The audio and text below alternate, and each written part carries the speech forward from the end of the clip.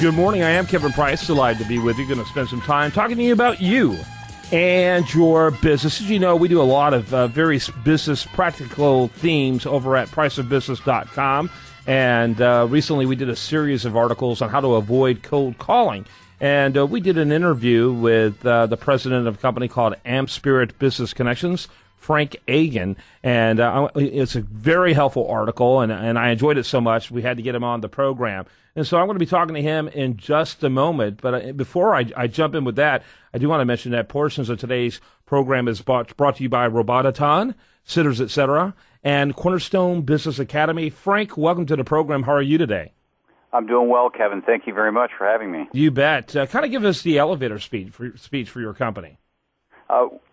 Spirit Business Connections, what we do, we bring together entrepreneurs, sales reps, and professionals into a weekly meeting setting. It's a membership-based organization, and essentially what we do, it's a structured weekly meeting, and through the format of that meeting, our members generate quality business referrals for each other. In so doing, help them avoid cold calling to large organizations or small organizations. So I've had Dr. Ivan Meisner on my program a few times. He's a friend of mine, and he's with the organization BNI, Business Network International. It sounds similar to that. Very similar. They are, I guess, a competitor.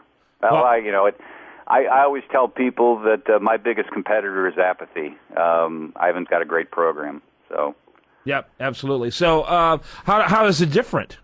To be honest, that's a difficult question for me to answer because I've never been in BNI. I would imagine at one point Ray Kroc walked into a Burger King and could compare McDonald's to Burger King. Ivan's never been in my organization. I've never been in his, so it's really hard for me to judge. Very similar. It's probably the same as walking into two different banks. There's probably little nuances that separate them, but by and large, they do the same thing. Interesting. So, talk about the various groups. First of all, how many do you have?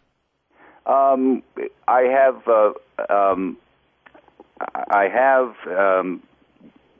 12 independent directors.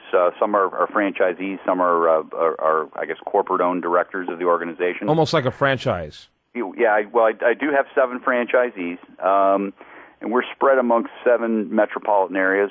Have groups in Phoenix, Madison, Wisconsin, a lot going on in the Cleveland area, Akron, Canton, and then we're headquartered in Columbus, so we have a pretty large operation here in Columbus. Okay. And it sounds like very big emphasis on the Midwest. Yes. And that's probably just out of convenience. Yeah, well, it just works that way. I'm in Columbus, and that's where it started. So, how much does it cost to be a member? It's $200. There's a one-time initiation fee of $250, and then it's $75 a quarter thereafter. Yeah, sounds very similar to BNI from a pricing model as well. It's very interesting. How many people can be a member of one of your groups? Well, the groups are made up of one person per professional category, very similar to BNI. We don't encourage people to be associated with more than one group. There's nothing that prevents them from doing it, but I always tell people, I ask people, are you married? And they'll say yes. How many spouses do you have? Only one. Well, it's the same thing. It's hard to serve two masters, and so if you're in multiple groups, it becomes difficult to, your loyalties become questioned. Right. And there are really only so many leads to go around. Yeah. And so you certainly don't want to give the same lead to multiple people. So that can get fuzzy real quick, and you could become a pariah to both the people you're referring and the person you're making the connection with. That's not good. Yeah, it's all about the relationship. It really is, and you can't have people questioning your integrity. It's counterproductive. No question about it. Tell me about the industries that seem to be attracted to what you do.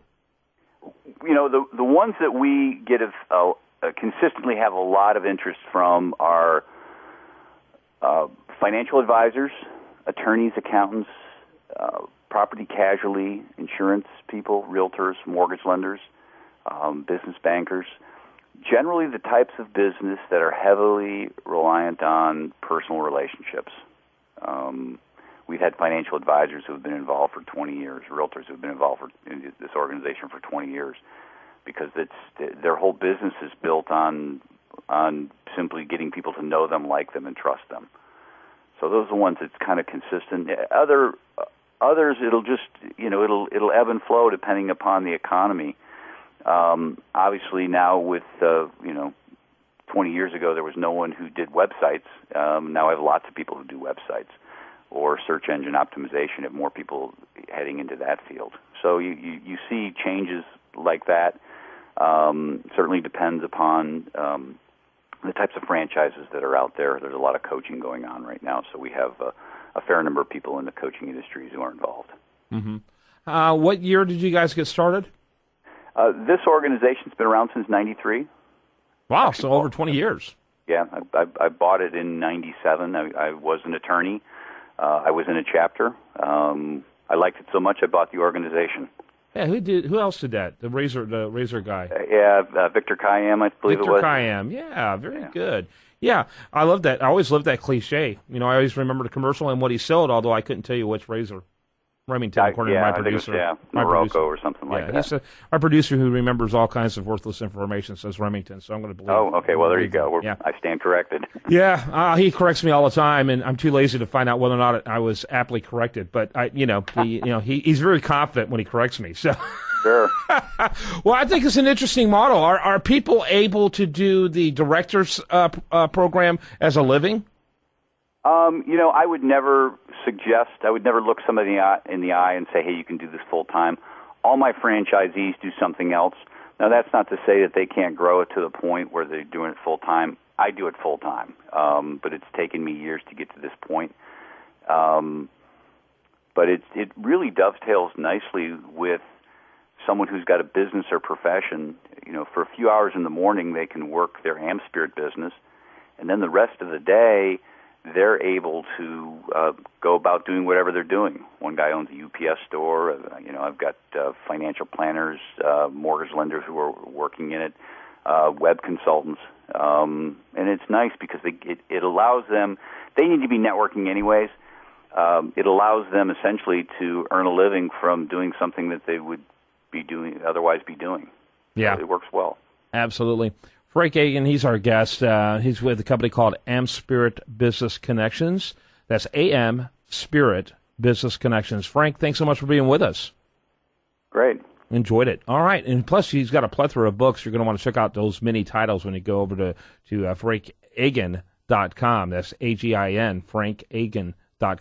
All right, when we come back, much more for you. Do want to remind you, best content here shows up over there at usdailyreview.com. And I'm Kevin Price, and this is The Price of Business.